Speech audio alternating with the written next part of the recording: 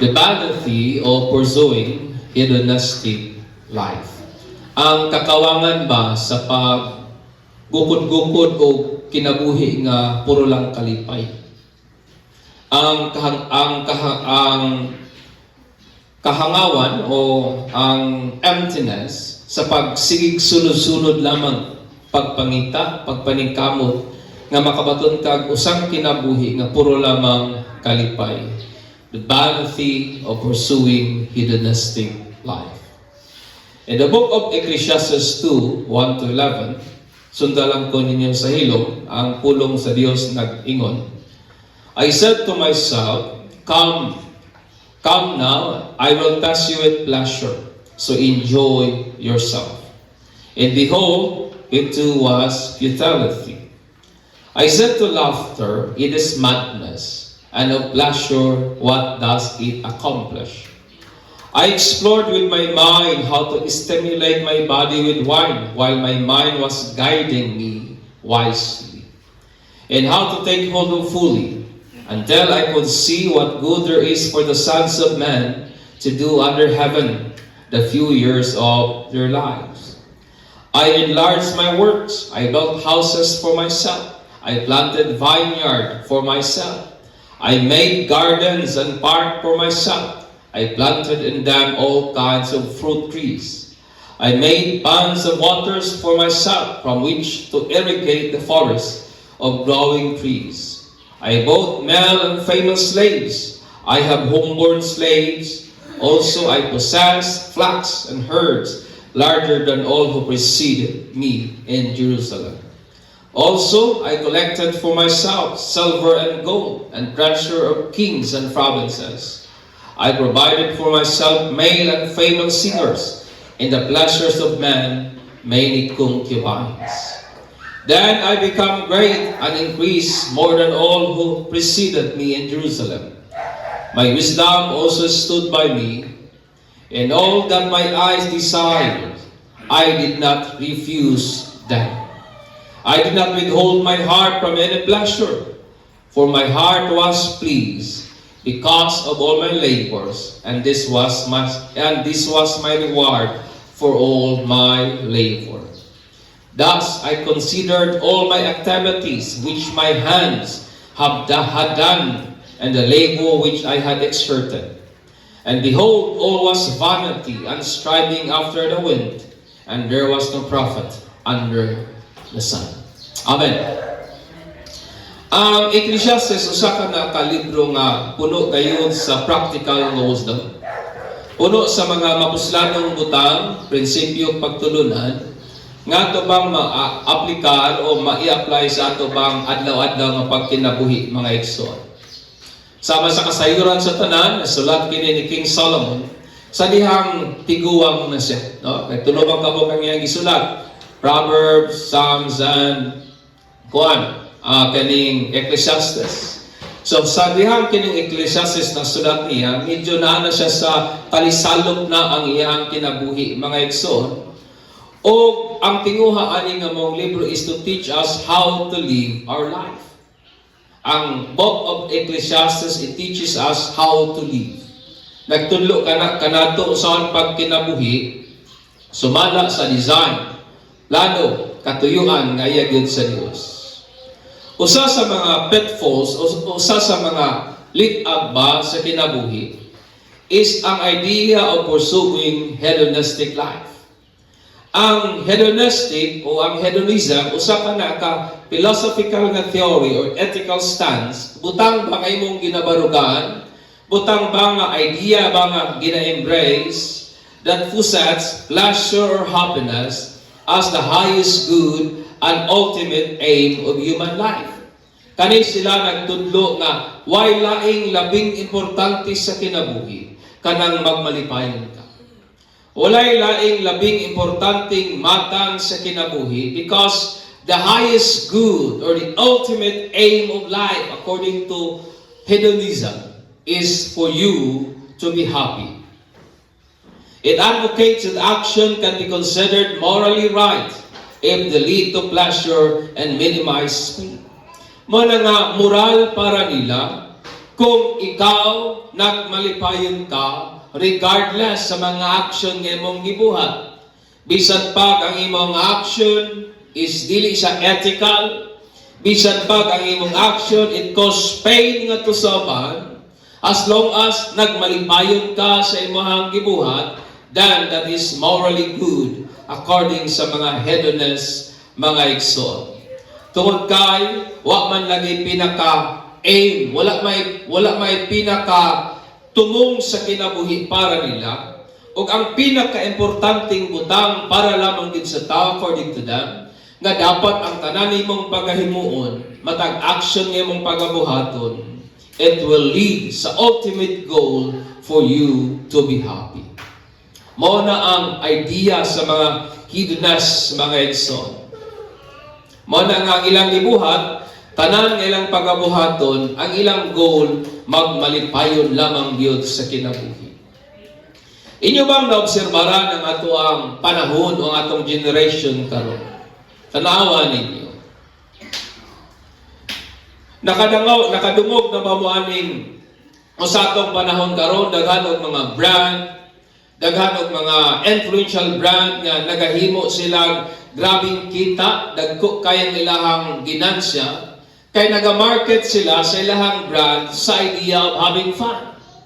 Tanawa ninyo ang tandway nga kung mag-inom ka, makabaton ka ng lakas ng loob, magmalipayon ka, dugang, di ba? Kung na-discourage ka, inom lang tandway and you will be encouraged.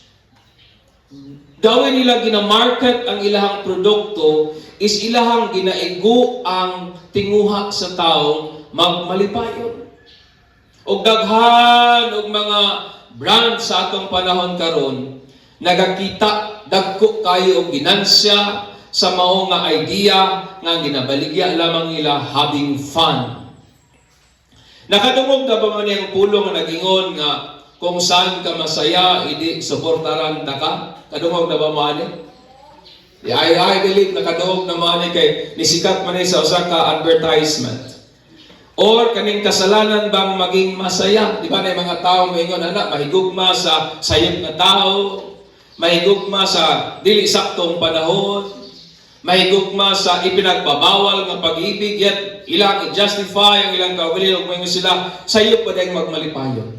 Charing, it is wrong to be happy. Karon nagali ko nagmalipayon, inyong pagyong barawon, sayop pa dahil mahimong malipayon.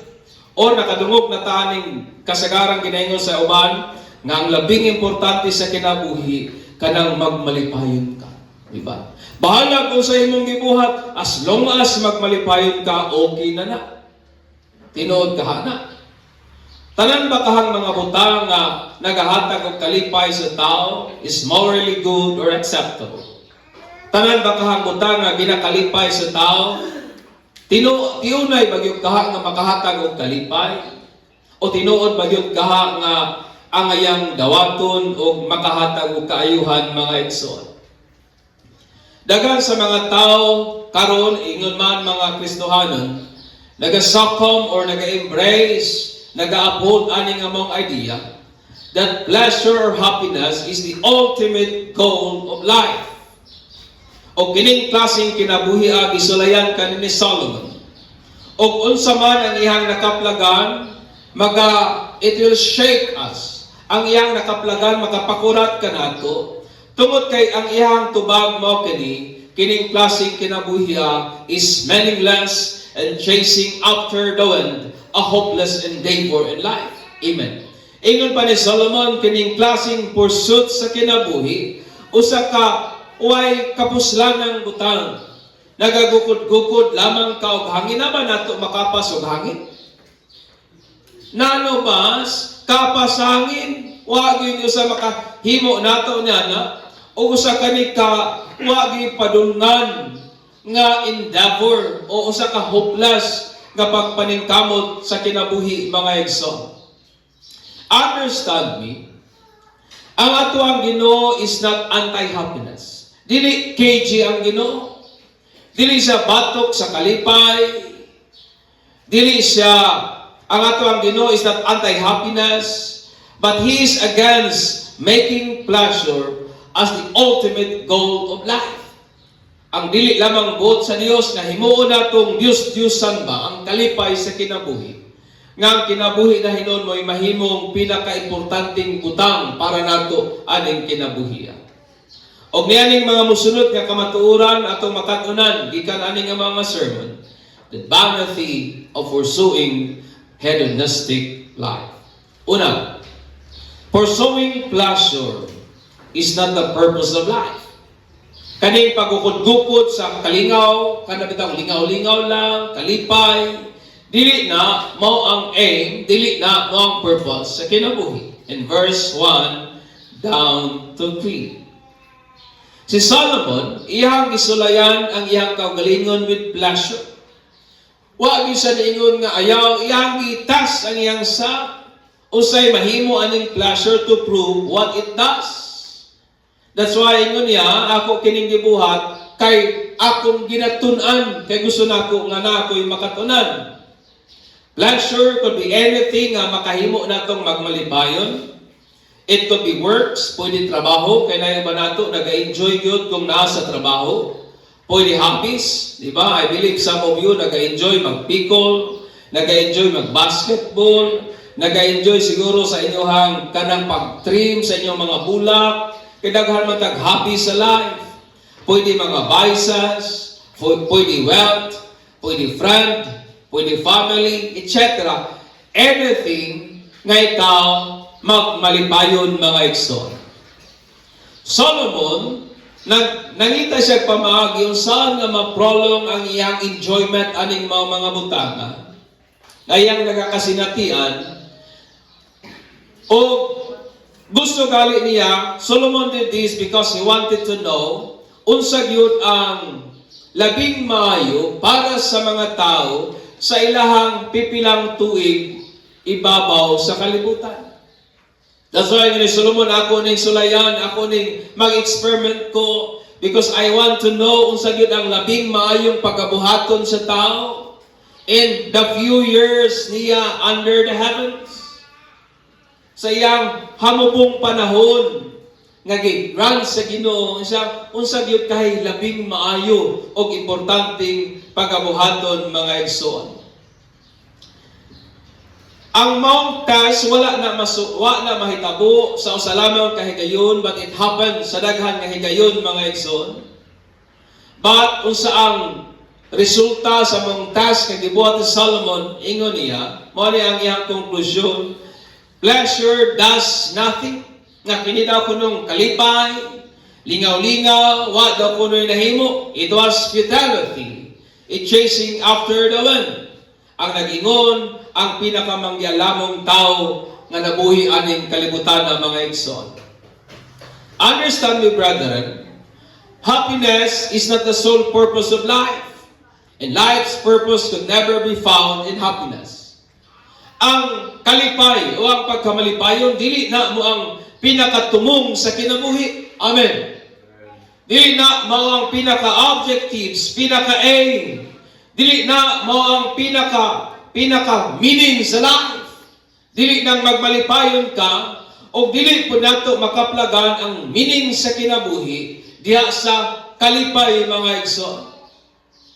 Dili nato makaplagan ang kabalo pa mo nga sa Antarctica walay bitin, walay lamok. Nga naman, tungod kay dili man mabuhi ang bitin sa usa ka grabe kabugnaw nga environment, dili na sila mabuhi, labi na ka-ice na, bilo, pila na ka-degrees, dili na sila mabuhi. Maman po sa pikas nga bahin, ang purpose sa life, dili na to makaplagan outside sa Dios. Amen. Dili na to makaplagan ang katuyuan, ang essence, ang tumong sa kinabuhi, gawa sa Dios, gawa sa design sa Dios, gawa sa pagbulutan sa Ginoo. Tungod kay ang purpose, my friend, is not a thing that is invented by the creation. Kanang katuyuan, dili na ang creation ang naghatag og katuyuan sa iyong kaugalingon. Dili ka na butang nga giimbento sa creation. Rather, it is a thing invented by the Creator. Amen. Sa dihang gibuhat ng bangko, ningon ba yung bangko nga lamisa ko dili ay. Sa dihang gibuhat ng bangko, ingon ba dihang bangko nga ang akong purpose sa kinabuhi nga kuang ko kanang bularanan ko gumay dili ay. Sa diha gi-create ka ng bangko ang intent sa designer o sa inventor, lingkuran gyud kana. Amen. Mauman pud kining atong kinabuhi. Dili kita ang nag-invento sa purpose sa life. It was God. Mo na nga dili gyud nato makaplagan ang katuyuan sa Ginoo, gawas diha niya. Amen. And understand me, brethren, o kanang atong kalipay, ang atong Ginoo has passion and design us for His purpose. Ikaw ako, giukit kita, gimulda kita sa Dios para sa iyahang katuyuan, para sa iyang kahimayaan, para sa iyang mga pagdaig, where our true happiness is realized. Diin ang tinuod nato nga kalipay atong magakakaplagan mga igsoon. Understand me. Pursuing pleasure is not the purpose of life. Amen. Ikaduha, pursuing pleasure only lead not to sa self-centered na life. Kung nga kita'y laing tinguha aning kinabuhi, magmalipayon lamang kita, muhatod ka na sa asang klaseng kinabuhi, nga paminaw nato ang kalibutan, nagtuyok lamang nato. Mahimutang self-centered mga igsoon. In verse 4 to 8. Ingon ni Solomon, siya nga akong ipadako ang akong trabaho. Nagdukot kog mga balay, nagtanong kog mga tanong, akong gi-enlarge ang akong mga irrigation, naghimo kog daghan ng mga engineering wonders, o kung sa ni Solomon, I did it for myself. Ako nang gibuhat para sa ako ang kaugalingon. Tungod kay si Solomon, gusto niyang makaplagan unsa gyud ang purpose sa life outside sa design sa Dios, aron nga ma-address ang kasing-kasing o ang soul niya nga nagtinguha ba nga ma-prolong, ma-extend ang temporaryong kalipay nga iyang nagakasinatian. So ang iyang ingon, ako karong i-enlarge, ako karong padak-an ang akong trabaho. O inyo habang na-notice na sa tanang work ni Solomon in achievement, ang iyang gigamit is mingon siya, I and for myself. Amen. Siya, I enlarge my work. Nagpalit ko, I bought slave for myself. Daghan po kog mga concubine, lingaw-lingaw sa laki, daghan ko mga concubine. Daghan kog mga babae, simply as that. For myself. Daghan ko og accomplishment, ingon pa ni Solomon, for myself, mga igsoon. Yet, all this work, tanang butanga na-accomplish ni Solomon, mga great na project na iyahang nahimo, it is impossible na iyahang ma-achieve nga walay tabang gikan sa iyahang isig katao. Amen. Napapamo diha. Imposible nga makapatukod kag dagkong building, ikaw lang oy. Imposible maka himo kag irrigation, ikaw lang, di man na pwede. Yet sa tanan nga achievement ni Solomon, he discredited those who helped him and claims all the credit to himself. That's why ni Solomon, ako. Nakuha ninyo? I did it for myself. I enlarged my work. Mura bitaw wa sa katabang. Mura bitaw way mga tao iyang gisuhulan nga mo trabaho para niya. Iyang gidiscredit ang effort sa mga tao. He took it, my friend, ngadto lamang sa iyang kaugalingon. Si Solomon nagpakita og immoderate and excessive concern para sa iyang kaugalingong interest, self-aggrandizement and egotism. Kada bitang sobra-sobra bitang believe sa kaugalingon. Sobra-sobra bitang focus na lamang sa imong kaugalingon nga paminaw nato ang kalibutan, nagatuyok nato nga kung wala ta murag muundang ang oras pa. Nga kung wala ta murag magka-World War III ba? Paminaw nato ang dapat ang tanang attention na lamang nato, ang interest nga matuman, it should be ang atuwa lamang. And overlooking others' needs is a manifestation of self-centeredness. nga wa na niya gitagad ang concern sa uban. Naka-focus na lamang siya sa iyang kaugalingon nga mao ang manifestation sa usa ka self-centered nga kinabuhi. Usa ka panguna-una nga nakasentro lamang ang tanan sa imong kaugalingon. Self-centeredness is a sin that dethrones God gikan sa kasing-kasing sa tao tungod kay kana iya man sa Dios o kaning klaseng matanga, it cannot please God. Amen. And antithetical siya nga to the principles and teachings of the Holy Scripture. It means against, batok siya, supak siya sa mga prinsipyo ug mga pagtulunan nga iya gyud sa Ginoo mga igsoon. Sa dihang ang tao mahimong self-centered o sa dihang ang tao mahimong ang iyang kaugalingon mo'y mahimong sentro sa tanang butang, pwede man natong ma-achieve ang atong mga pagpaningkamot sa kinabuhi. Pwede man na. Pwede man tang magmauswagon sa atong pagpaningkamot.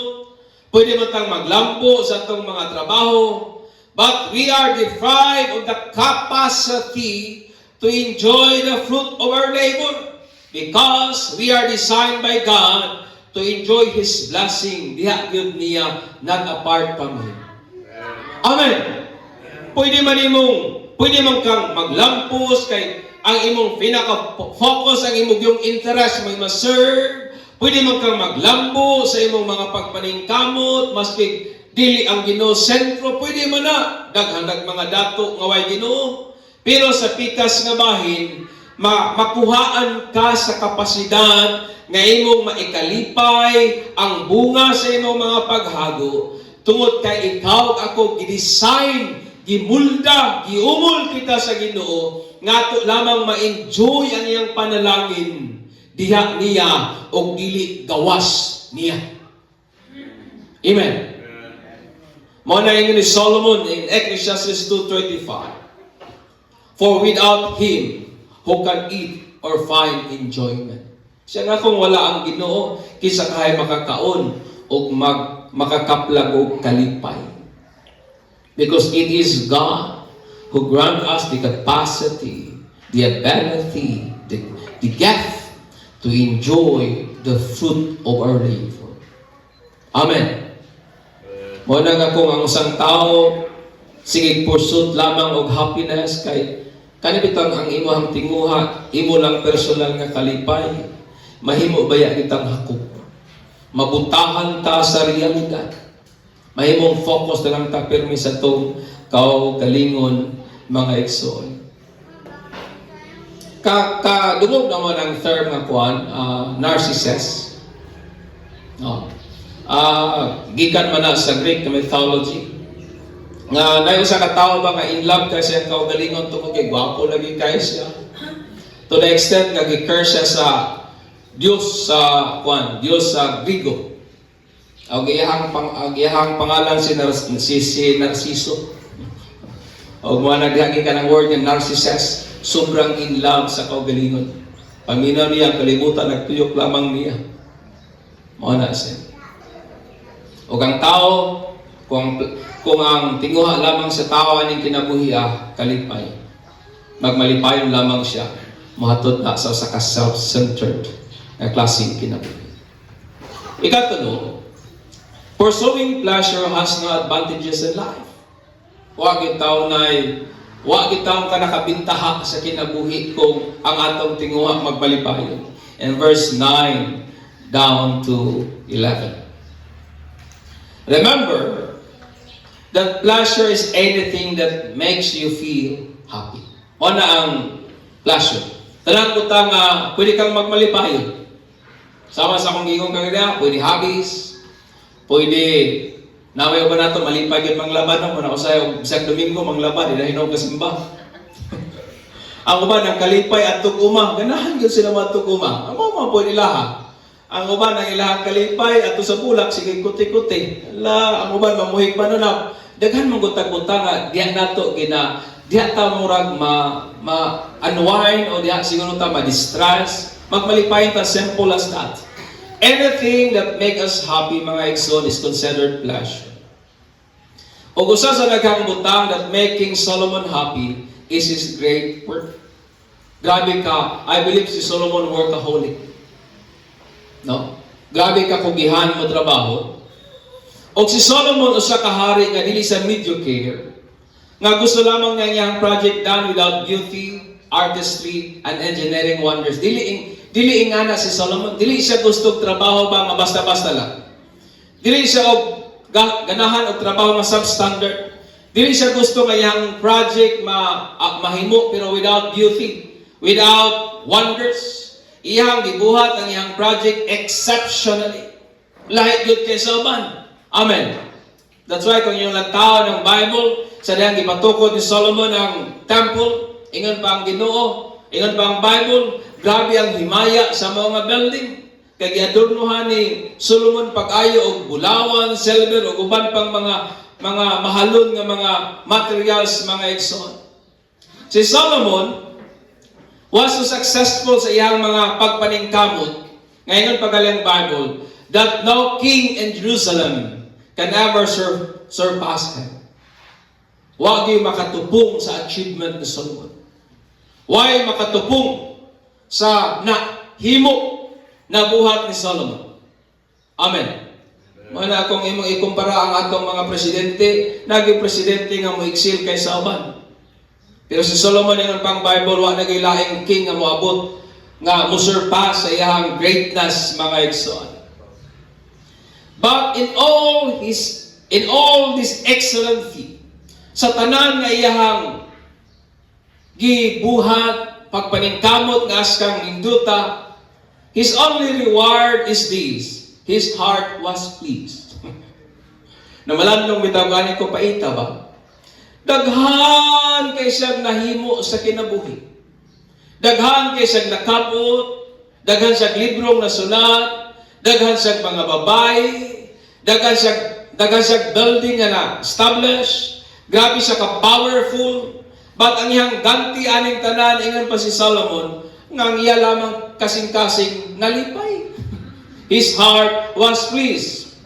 Having the deference from a child who received his dream gift from his godparents, o kana nga klase nga kalipay, why kalainan sa bata nga nakadawat og regalo gikan siyang ninong og dinaw. Ang iyang kalipay na nasinati sa diyang nakapot niya ang iyang mga gihaguan sa kinabuhi. Way kalainan ba niyatong bata na nakadawat sa iyang gidamgong regalo gikan sa iyang ninong siguro ninang. Walay kalainan sa taong nagmalampuson sa dihang iyang gipanguyaban ang iyang taong gusto niyang minyuan. Walay kalainan sa ordinaryong tao who make their dreams come into reality. Walay kalainan ang kalipay ni Solomon sa kalipay sa tao ng iyang pangandoy na abot niya. Nangandoy makasakinan, nakasakinan. Nangandoy makabalay, nakabalay. Nangandoy makalampos sa pagtuo, nakalampos. Way kalainan kada na kalipay sa kalipay nga gisinati ni Solomon. Amen. Way kalainan, mga igsoon.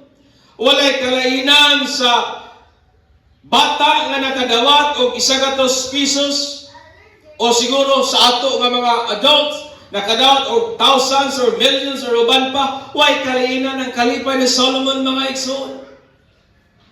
Way kalainan ang kalipay nga sinati ni Solomon. From having a bonuses at the end of the year, ngadto sa mga empleyado sa gobyerno. Amen.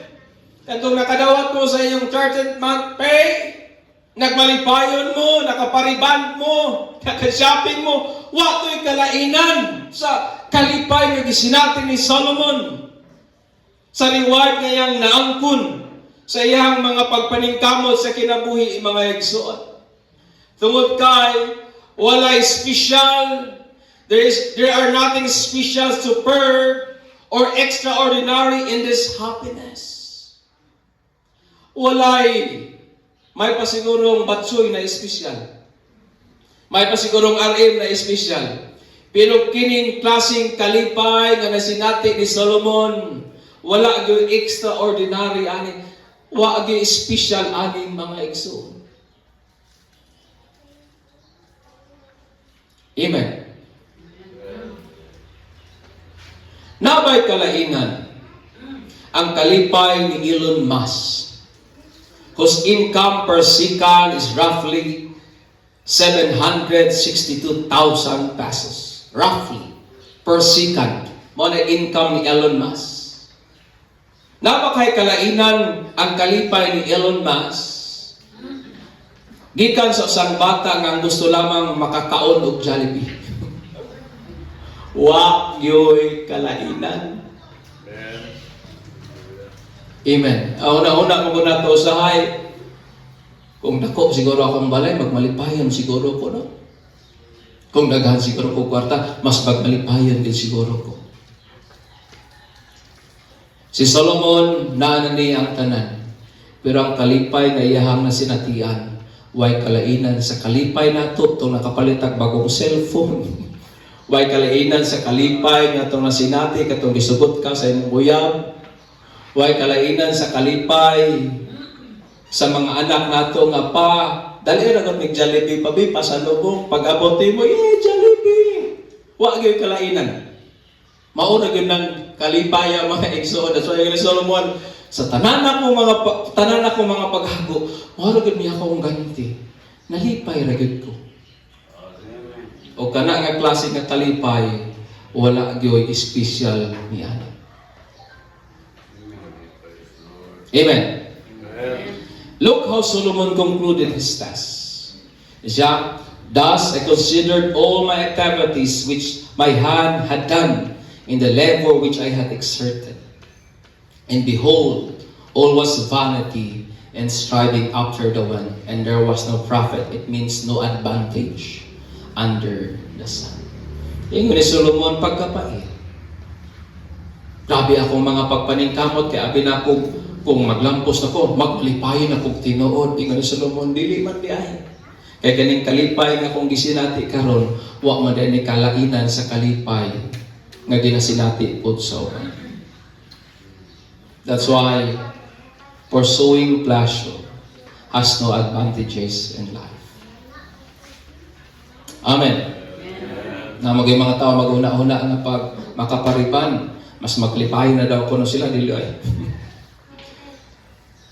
In conclusion, life's ultimate purpose is not pleasure or happiness.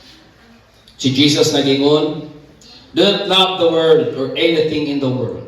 If anyone loves the world, love for the Father is not in them. For everything in the world, the lust of the flesh, the lust of the eyes, and the pride of life, comes not from the Father, but from the world. The world and its desire pass away, but whoever does the will of God lives forever. God is not anti-happiness, anti-fun, and party pooper. Dili crusher si Lord sa atong kalipay. Ina mong tapat, gusto sa Ginoo nga magmalipayon ka. Oy, amen. He wants us to be happy, have fun, and enjoy all His benefits, but with accountability. Dahil nga ng Bible in Ecclesiastes 11:9, rejoice, young man, during your childhood, and let your heart be pleasant during the days of young manhood, and follow the impulse of your heart and the desires of your eyes. Yet know that God will bring you to judgment for all these things. Ingon ang Ginoo paglipay. Pahimusli ang panahon. Mintras kaya pa nimong magmalipay apan hinumdumi nga sa tanan nimong pagabuhaton, hukman ka sa Ginoo. That's why walay sayop nga magkalipay. Dapat magkalipay lamang kita, nga dapat sensitibo kita, nga ikaw ako pagahukman sa Dios sa tanan natong pagabuhaton. Amen. Hallelujah. O ako po ning tapuson sa usa na pod ka dili man siguro siya tula murag thought lang atong iponder. Accountable enjoyment. No? If pleasure is what life is all about, if being happy is what it means to be alive, then life has no higher purpose, and it is self-defeating. Nga naman, Tungkol ka dili man ka pwedeng mag-ambak-ambak sa kalipay panahon nga namatyan ka. Di ba? Lisod ko namatyan ka, magsika ka tawa, namatay na si mama. Anak lugar ka. Dili. You can't be mirthful sa funeral sa imong minahal sa kinabuhi. You can't be gleeful at others' suffering. Kita, lugar ka ng uban diha nga nagantos. Magambak-ambak lugar ka sa kalipay, di ba dili? You can't smile at the face of those burdened with pain. Na isang tao diha nagluko sa kasakit, sa tiyan, siguro tungod sa cancer nga gibati imong lugar. Duulan og imuhang ismailan, masumbagan ka ba? Kaya dili man na nato mahimo mga igsoon. When pleasure is treasured more than anything, it was an enticing trap plugging you from the serving, from what truly means by living. Kung ang kalipay lang mogi atong pinakatinguhaan ng kinabuhian ug mogi atong ginahimong bahandig pa, nan litag ka na nga musirado sa atong hunahuna sa saktong pagpanabot o muhikaw nato sa usagay tinuod ay nga pagkinabuhi. There is nothing wrong with being happy or having fun. But know this for sure, that God is our judge, who will judge us on everything we've done. Amen. Dili sa iyo nga magmalipayon. Kaya gusto sa Ginoo magmalipayon. God wants us to enjoy all His blessings. But remember, nga Ginoo nato mao gi atong manghuhukom o paghahukman gidputan niya sa tanan natong pagabuhaton. Amen. In short, kinahanglan nga mahimutang accountable sa kung ginaon sa nato pagkalipay kining panahon, kining kinabuhi nag-grant ka nato sa Ginoo. Amen. Manidog ta o atong pasalamatan na Ginoo sa iyang pagkamaayo.